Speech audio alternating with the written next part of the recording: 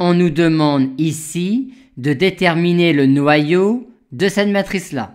On remarque tout de suite que C1 plus C2 plus C3 plus C4 donne la colonne nulle.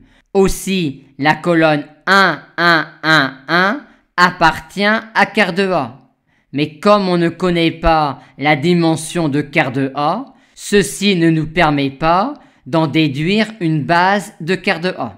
On va commencer par diminuer la présence du paramètre alpha dans la matrice en remplaçant L4 par L4 moins L2.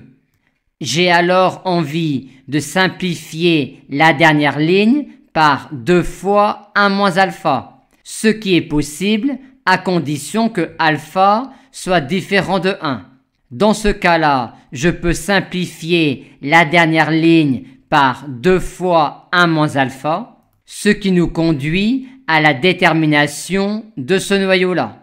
On a alors déjà 2 lignes qui sont échelonnées par la gauche. On va donc maintenant utiliser cette ligne-là comme ligne pivot pour faire apparaître un 0 ici et un 0 là. Ce qui nous donne cela, puis cela. J'ai maintenant envie de simplifier cette ligne-là par alpha moins 1, ce que je peux car alpha est différent de 1, et j'ai également envie de simplifier cette ligne-là par alpha 1 moins alpha, ce qui demande en plus que alpha soit différent de 0.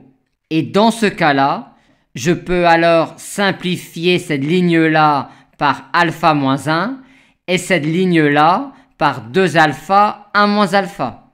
On utilise ensuite cette ligne-là comme ligne pivot pour faire apparaître un 0 ici et un 0 là. Cette ligne-là est alors remplacée par celle-là et cette ligne-là est alors remplacée par celle-là.